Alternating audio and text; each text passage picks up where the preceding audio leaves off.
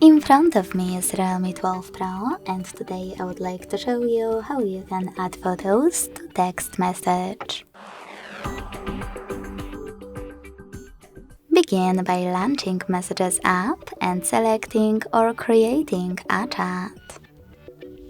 Then tap on this icon of a camera and the photo at the bottom left corner. If your photos are recent, you can tap on them right away. If you can't find them over here, select Folders and look for them here. When you find a photo that you wish to attach, just click on it and wait. Thanks so much for watching. If you enjoyed this video, smash that like button, comment and subscribe. Bye!